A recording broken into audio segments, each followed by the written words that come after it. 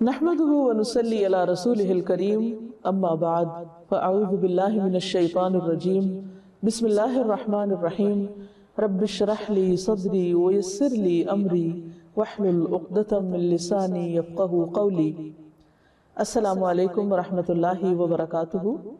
ناظرین، پروگرام شہر رمضان کے سلسلے میں آپ کی خدمت میں حاضر ہے۔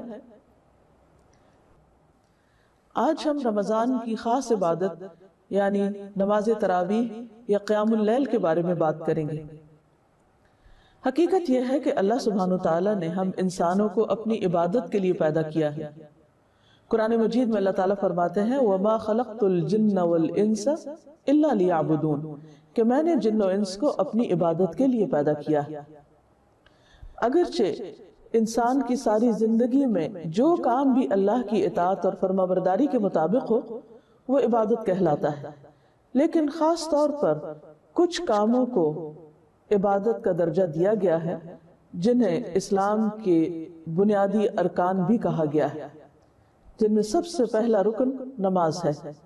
اس کے علاوہ روزہ، زکوٰۃ، حج اور سب سے پہلے آف کورس شہادتین یعنی اللہ سبحانہ وتعالیٰ پر ایمان اور محمد رسول اللہ صلی اللہ علیہ وسلم کی رسالت پر ایمان۔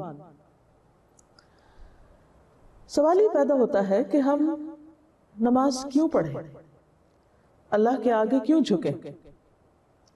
اگر ہم غور کریں تو ہمارے پاس جو کچھ بھی ہے وہ سب اللہ تعالیٰ کا ہی دیا ہوا ہے۔ ہم صبح سے شام تک جتنی بھی نعمتیں استعمال کرتے ہیں وہ رب ہی کی دی ہوئی ہیں۔ خود ہمارا جسم، ہماری آنکھیں، کان، ناک، زبان، ہاتھ، پاؤں، یہ تمام تر نعمتیں اللہ تعالیٰ کی عطا کردہ ہیں۔ ان سب نعمتوں کو یہ جانے کا ایک مقصد ہے، اور وہ مقصد کیا ہے کہ جس نے یہ نعمتیں ہمیں دی ہیں ہم اس کے شکر گزار بن جائیں۔ اور شکر گزاری کا بہترین طریقہ کیا ہے کہ انسان صرف دل میں نہیں، صرف زبان سے نہیں، بلکہ عملی طور پر اللہ تعالیٰ کی فرمانبرداری کرے اور ان طریقوں پر کرے جن کو اللہ تعالیٰ نے ہمارے لیے پسند کیا ہے۔ ان طریقوں میں سب سے بہترین طریقہ نماز کا طریقہ ہے۔ جب کوئی بندہ اللہ تعالیٰ کے ساتھ اپنی محبت کا اظہار کرنا چاہتا ہے، اس کا شکر ادا کرنا چاہتا ہے، اس کا قرب چاہتا ہے، تو اس کا راستہ نماز ہی ہے۔ انسان سب سے زیادہ اللہ تعالیٰ کے قریب سجدے کی حالت میں ہوتا ہے۔ اسی طرح ایک حدیث کے مطابق اللہ تعالیٰ نے 5 نمازیں فرض کی ہیں۔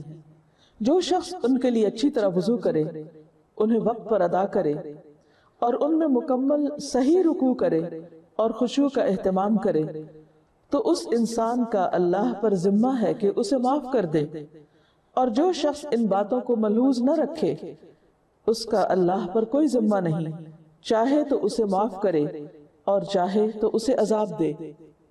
اس حدیث سے بھی پتہ یہ چلتا ہے کہ انسان کی بخشش کا ذریعہ بھی نماز ہی ہے۔ لہٰذا ہمیشہ لیکن خاص طور پر رمضان میں نمازوں کی پابندی کا اہتمام کرنا ضروری ہے۔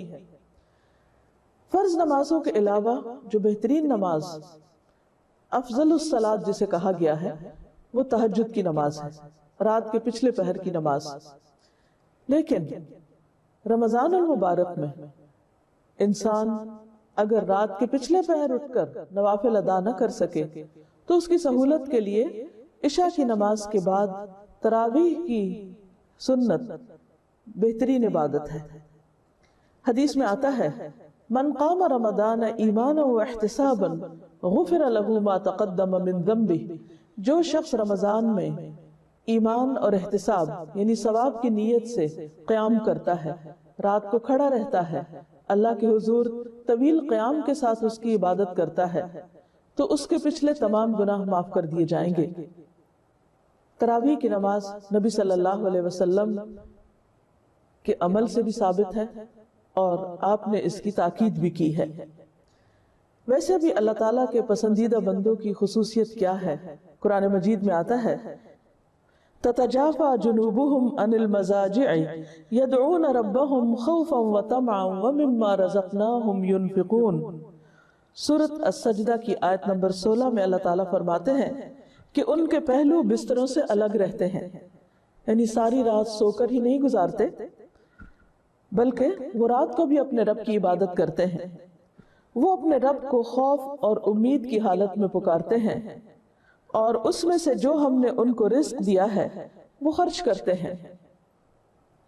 اس آیت مبارکہ سے پتہ یہ چلتا ہے کہ اللہ تعالیٰ کے پسندیدہ بندوں کی خوبی یہ ہے کہ وہ دن کے علاوہ رات کے وقت بھی تنہائی کے اوقات میں اللہ تعالیٰ سے سرگوشیاں کرتے ہیں، اس کے سامنے قیام کرتے ہیں، رکوع کرتے ہیں، سجدے میں راز و نیاز کرتے ہیں۔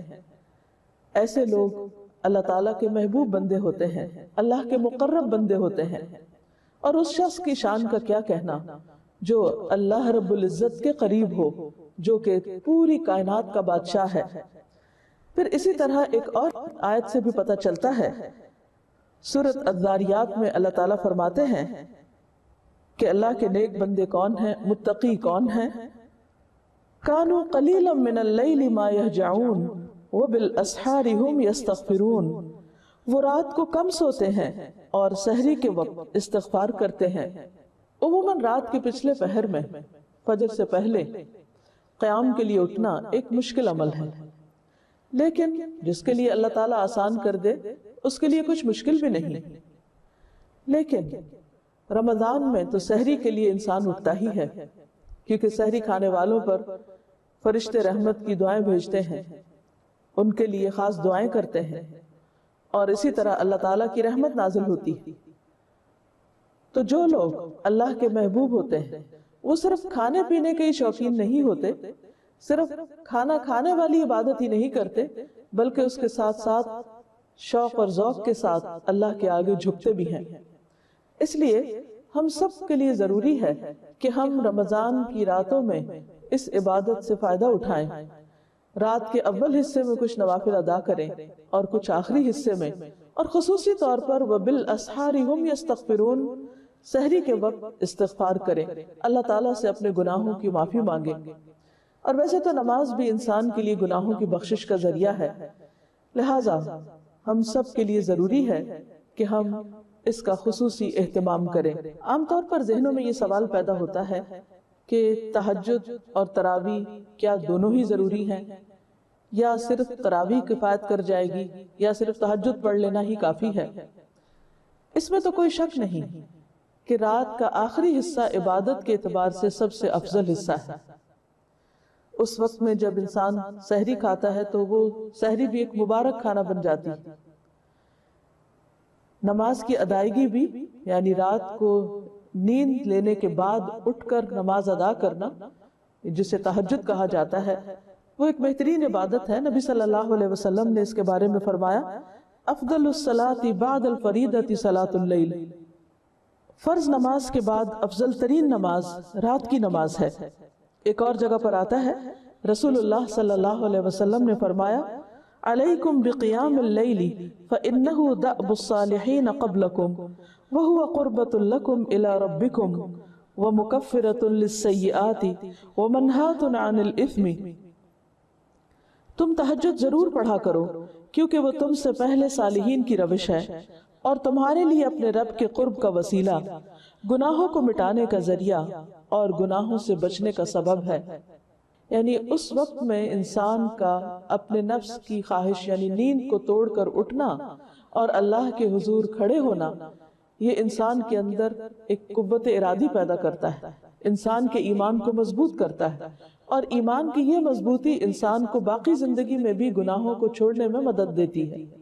تو بہرحال اگر رات کے آخری حصے میں انسان اٹھ کر نماز ادا کرتا ہے تو وہ تہجد کہلاتی ہے، اور اگر پہلے حصے میں ادا کرتا ہے تو وہ تراویح کہلاتی ہے، اور اوورآل رات کی نماز کو قیام اللیل کہا جاتا ہے۔ اور قیام کا لفظ اس لیے کہ اس میں سب سے زیادہ پسندیدہ چیز جو ہے وہ طویل قیام ہے، زیادہ دیر تک کھڑے ہو کر نماز پڑھنا، اور اس میں قرآن پاک پڑھنے یا سننے کا اہتمام کرنا۔ اس میں ہم دیکھتے ہیں کہ عام طور پر ہم خود قرآن پاک زیادہ یاد زبانی نہیں رکھتے، یعنی بہت سے لوگ حافظ نہیں ہوتے، انہیں قرآن مجید کا بہت سا حصہ یاد نہیں ہوتا۔ اس لیے سہولت کے لیے اگر انسان کسی مسجد میں یا کسی جگہ پر جمع ہو کر یہ نماز ادا کرے تو مکمل قرآن پاک سننے کی بھی سعادت حاصل ہو سکتی ہے. اور اگر سارا قرآن مجید نہ بھی سن سکے تو اس میں جتنا بھی اللہ تعالیٰ توفیق دے ضرور فائدہ اٹھانا چاہیے. کیونکہ اگر انسان اکیلے میں یہ نماز پڑھے گا تو بعض اوقات سستی ہو جاتی ہے، زیادہ دیر قیام نہیں کر سکتا، تھکاوٹ ہو جاتی ہے، غفلت ہو جاتی ہے، اور انسان رمضان کی راتوں کے اس ثواب سے محروم رہ جاتا ہے. جہاں دن کی عبادت روزہ سب سے افضل عبادت ہے، وہاں رمضان میں راتوں میں قیام کی حالت میں قرآن کا سننا، اللہ تعالیٰ کے حضور رکوع اور سجدے کرنا افضل ترین عبادت ہے. اس سے انسان کے اندر تقوی کی ایک خاص کیفیت بھی پیدا ہوتی ہے. اگر قرآن پاک کے معنی انسان جانتا ہو تو قرآن مجید سنتے وقت انسان پر ایک عجب کیفیت ہوتی ہے، کیونکہ یوں لگتا ہے جیسے براہ راست اللہ تعالیٰ سے ہم کلام ہیں، اور اللہ تعالیٰ انسان کو براہ راست ایسی ہدایات دے رہے ہیں کہ جس میں انسانی زندگی کے بہت سے مسائل، بہت سی مشکلات اور بہت سی الجھنوں کا جواب بھی ہوتا ہے. عموماً ہم عام دنوں میں قرآن مجید کا تھوڑا حصہ پڑھتے ہیں. مرد حضرات جب نماز جماعت سے بھی پڑھتے ہیں تو عموماً چند آیات کی تلاوت کی جاتی ہے. لیکن رمضان میں ہر روز رات کو مسلسل 30 راتوں میں جب ہر روز ایک سپارہ پڑھا جاتا ہے یا اس سے کم و بیش زیادہ یا کم، اور پورا قرآن پاک ایک مہینے کے اندر جب مکمل کیا جاتا ہے تو اس کا یوں ہی اثر ہوتا ہے جیسے ایک موسلادھار بارش کے بعد ہر چیز صاف ہو جاتی ہے. انسان کا دل، دماغ، روح، حتیٰ کہ جسم، یہ تمام چیزیں اس قرات سے متاثر ہوتی ہیں، خواہ انسان یہ قرات خود کرے یا کسی کے پیچھے سنے. ویسے بھی قرآن مجید شفا ہے. قرآن پاک میں آتا ہے وَنُنَزِّلُ مِنَ الْقُرْآنِ مَا هُوَ شِفَاءٌ وَرَحْمَةٌ لِّلْمُؤْمِنِينَ کہ ہم قرآن مجید میں وہ چیز اتارتے ہیں کہ جو مومنوں کے لیے شفا اور رحمت ہے. قرآن مجید صرف روح کی بیماریوں کا ہی علاج نہیں، صرف ذہنی الجھنوں کا ہی علاج نہیں، بلکہ جسمانی طور پر بھی انسان کے لیے شفا کا ذریعہ ہے. اور خصوصاً جب انسان اللہ کے حضور کھڑے ہو کر پوری کنسنٹریشن کے ساتھ ہاتھ باندھ کر اپنے سینے پر اور پوری یکسوئی کے ساتھ اللہ کا کلام سنتا ہے اور پھر بہت سے لوگوں کے درمیان میں کھڑا ہو کر سنتا ہے، اس کی اپنی ہی ایک برکت ہے. کیونکہ تنہائی کی عبادت اپنی جگہ بہت اچھی ہے، لیکن اجتماعی عبادت کے اپنے فائدے ہیں، کیونکہ انسان ایک دوسرے کی کیفیات سے بھی متاثر ہو رہا ہوتا ہے. اگر نماز میں آپ جماعت میں کھڑے ہیں اور آپ کے ساتھ کے شخص کے اوپر ایک خشوع و خضوع طاری ہے تو یقیناً اس کا اثر آپ تک بھی پہنچے گا. اسی طرح اگر نماز میں کوئی شخص اللہ تعالیٰ کے خوف سے رو رہا ہے یا قرآن مجید سنتے ہوئے اس کے دل پر ایک عجب اثر ہوا ہے تو وہ اثرات آپ تک بھی ٹرانسفر ہو سکتے ہیں، اور اس طرح آپ کی نماز مزید اچھی ہو سکتی. رات کی نماز انسان کے لیے نفس کی تربیت کا ایک بہت بڑا ذریعہ ہے. عام طور پر یہ دیکھنے میں آیا ہے کہ سال بھر زندگی کی مختلف مصروفیات کی وجہ سے انسان رات کی نماز کی طرف توجہ نہیں دے پاتا، یعنی نوافل کی طرف. لیکن رمضان میں اللہ سبحانہ وتعالیٰ کی خاص رحمت ہے کہ اس نے ہمیں یہ موقع عطا کیا، لہٰذا ہم سب کے لیے ضروری ہے کہ ہم اس کا اہتمام کریں. اور یہ وقت نہ صرف یہ کہ ہمارے نفس کی تربیت کا ایک بہت بڑا ذریعہ ہے، بلکہ اس کے علاوہ دعاؤں کی قبولیت کا بھی وقت ہے.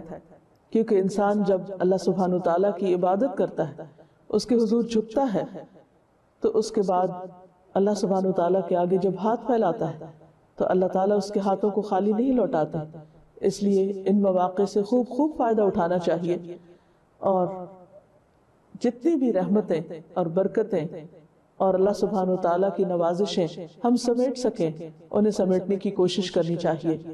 ایسا نہ ہو کہ تھوڑی سی سستی ہمیں ان خیر و برکت اور بھلائی کے کاموں سے محروم کر دے. اللہ تعالیٰ سے دعا ہے کہ وہ ہمیں اس مبارک مہینے کی راتوں اور دنوں سے بھرپور فائدہ اٹھانے کی توفیق عطا فرمائے. وآخر دعوانا ان الحمدللہ رب العالمین. اس کے ساتھ ہی ہم اپنے پروگرام کا اختتام کرتے ہیں. السلام علیکم ورحمۃ اللہ وبرکاتہ.